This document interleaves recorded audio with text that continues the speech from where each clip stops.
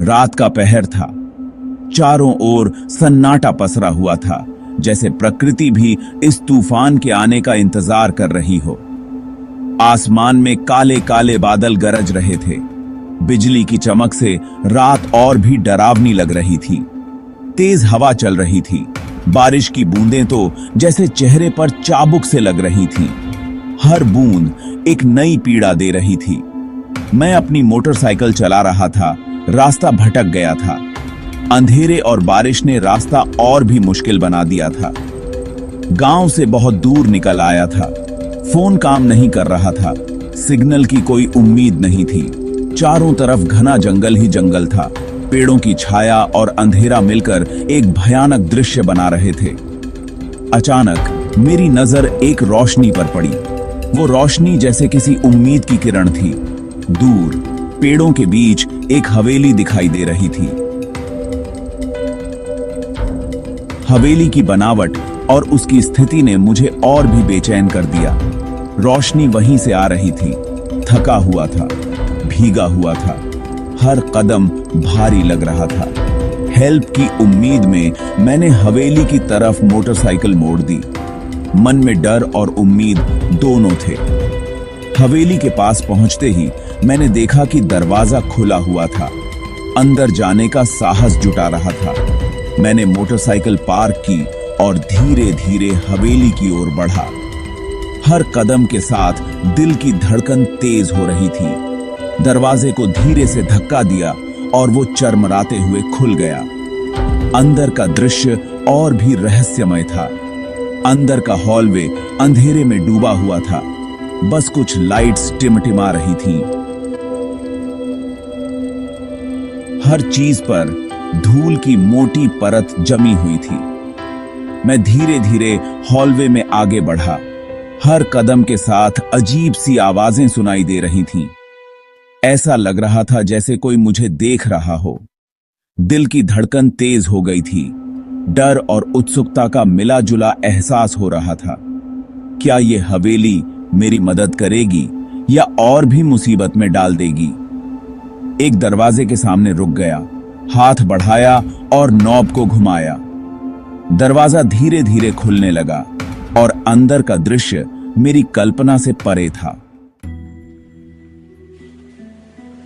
हवेली बहुत पुरानी लग रही थी।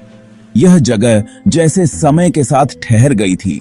हर कोने में एक कहानी छुपी हुई थी। दीवारें टूटी हुई थीं, खिड़कियां टूटी हुई थीं। ऐसा लग रहा था जैसे यहां सालों से कोई नहीं आया हो। मेन डोर खुला हुआ था। दरवाजे की चरमराहट ने माहौल को और भी डरावना बना दिया। मैंने अपनी मोटरसाइकिल गेट के पास खड़ी की। दिल में एक अजीब सा डर था, लेकिन जिज्ञासा ने मुझे आगे बढ़ने पर मजबूर कर दिया। कोई है? मेरी आवाज हवा में गूंज उठी। यह आवाज जैसे हवेली की दीवारों से टकराकर वापस आ रही थी। कोई जवाब नहीं आया। मैंने फिर आवाज दी, इस बार थोड़ी जोर से। फिर भी सन्नाटा छाया रहा। ऐसा लग रहा था जैसे हवेली ने अपनी चुप्पी की चादर ओढ़ ली हो। मजबूरन मैं अंदर चला गया। हर कदम पर दिल की धड़कन तेज हो रही थी। हवेली के अंदर अंधेरा था। हर कोने में साए से लग रहे थे, जैसे कोई छुपा हो। केवल ऊपर की मंजिल पर एक कमरे में लाइट जल रही थी। वह रोशनी जैसे मुझे अपनी ओर खींच रही थी। मैं सीढ़ियों पर अहन गया। सीढ़ियां चरमरा रही थीं। हर कदम पर ऐसा लग रहा था जैसे कोई मेरे पीछे आ रहा हो। हर कदम पर डर बढ़ता जा रहा था। दिल में एक सवाल था, क्या मैं सही कर रहा हूं? लेकिन अब पीछे हटना मुमकिन नहीं था। मैं उस कमरे के दरवाजे पर पहुंचा जहां लाइट जल रही थी। दरवाजा खुला हुआ था। अंदर एक छोटी सी मेज पर एक कैंडल जल रही थी। कमरा खाली था। हवा का एक झोंका आया और कैंडल बुझ गई। कमरा अंधेरे में डूब गया। मैं डर गया। कोई है यहां? मेरी आवाज कांप रही थी। तभी मुझे एक आहट सुनाई दी। ऐसा लग रहा था जैसे कोई सांस ले रहा हो। मेरे पीछे बहुत करीब।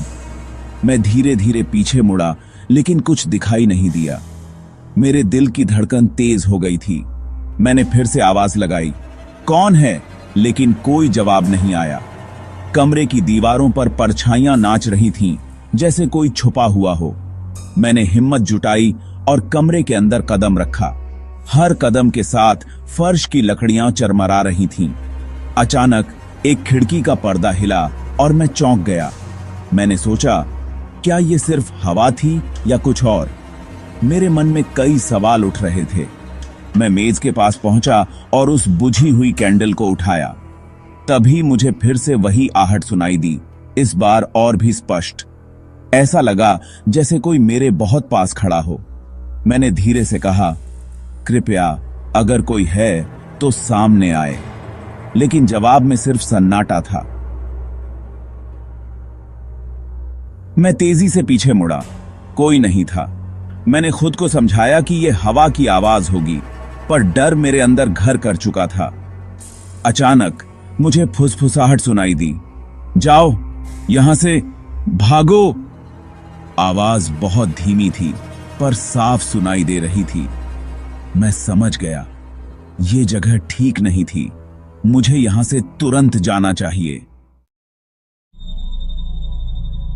मैं दौड़ा। सीढ़ियों से उतरते समय मेरा पैर फिसल गया। मैं गिर पड़ा। उठने की कोशिश की तो मेरी नजर ऊपर की मंजिल पर पड़ी। एक सफेद साड़ी में एक औरत खड़ी थी। उसके बाल लंबे और बिखरे हुए थे। उसका चेहरा नहीं दिख रहा था। वो मुझे घूर रही थी। मैं डर के मारे चिल्ला पड़ा। मैं उठा और भागा।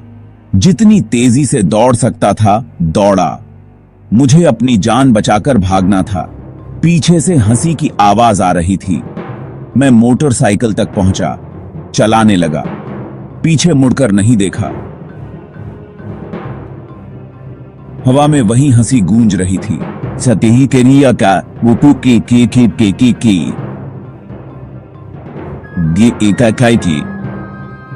इसी गूंज रही थी। मैं सुबह गांव पहुंचा। लोगों को आपबीती सुनाई।